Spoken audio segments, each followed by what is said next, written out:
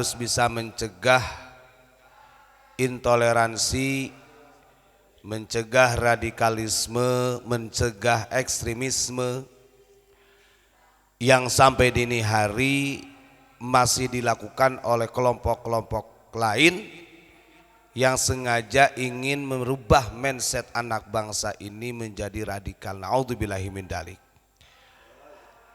Intoleransi ini bisa muncul dari pemahaman amar ma'ruf nahil mungkar, yang ketika kalimat amar ma'ruf nahil mungkar ini dimaknai sempit.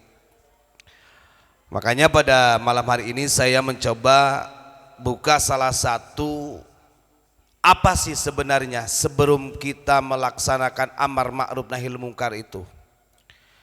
Jadi jangan kemudian melihat suatu kejahatan atau keburukan serang hancurkan. Ada tahapan-tahapan di mana yang menunjukkan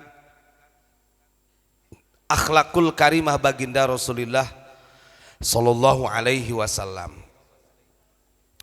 Memang kalau kita lihat Kanjeng Nabi Muhammad Sallallahu Alaihi Wasallam itu memerintahkan kepada kita di dalam salah satu hadisnya, muru bil ma'rufi wa illam ta'malu bih wanhau 'anil munkar. Ini perintah langsung memang oleh Kanjeng Nabi. Perintahkanlah oleh sekalian orang-orang manusia untuk berbuat kebaikan. Walaupun kita ini yang memerintahkannya, kamu ini tidak bisa mengamalkannya, gitu kan. Ya kalau tidak bisa maka wanhau 'anil munkar, cegahlah mereka manusia dari kemungkaran. Maka ini kan menjadi salah satu, kalau saya bahasakan ini, kalau bagi kelompok-kelompok yang ekstrim yang mengatasnamakan agama Islam, ini menjadi salah satu hal kewajiban yang fundamental.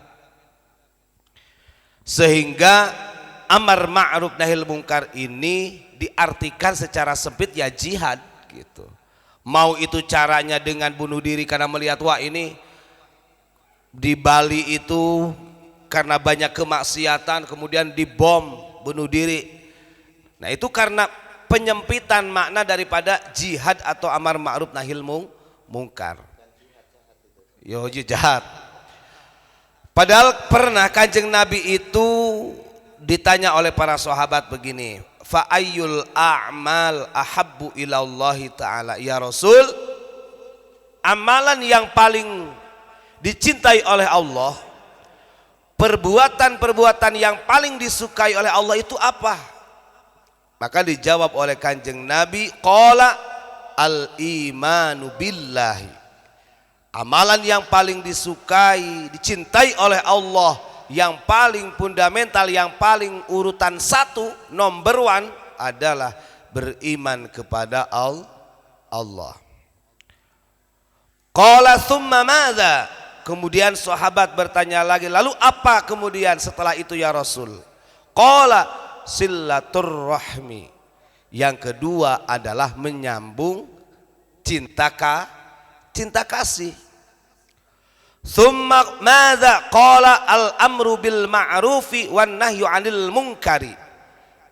Lalu setelah silaturahim apa ya Rasul? Dijawab oleh Kanjeng Nabi, amar ma'ruf nahil munkar. Nah, kalau kita memahami bahwa in huwa illa wahyu yuha, Kanjeng Nabi itu tidak ada lain, apa yang dibicarakan itu adalah wahyu. Harusnya paham. Sebelum kita melakukan amar ma'ruf nahil munkar, di situ ada urutan kita harus beriman kepada Allah. Yang keduanya harus silaturahmi. Dan silaturahim juga apa? Biasanya orang-orang kita ini mempersempit maknanya. Jadi seakan-akan silaturahim itu saya berkunjung ke rumah Pak Imron, Pak Imron berkunjung ke rumah Pak Kentung, itu seperti makna yang demikian itu yang dimaknakan oleh orang-orang umum. Padahal makna silaturahim ini luas, menjaga hubungan, keharmonisan antar sosial, antar sesama walaupun berbeda dengan agama, itu bagian nilai-nilai daripada silaturahim.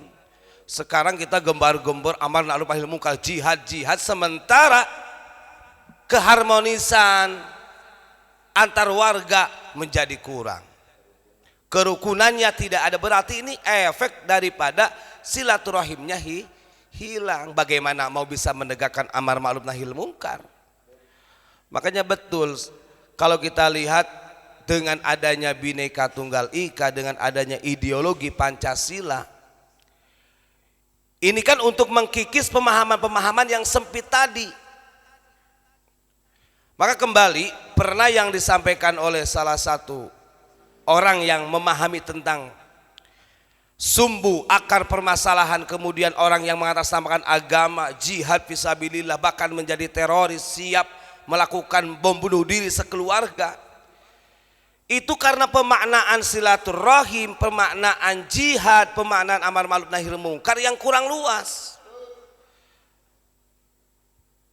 Dan kalau orang-orang kita, ulama-ulama di Jawa, ulama-ulama Nusantara memaknai kalimat-kalimat tersebut itu sangat luar biasa. Contoh silaturahim.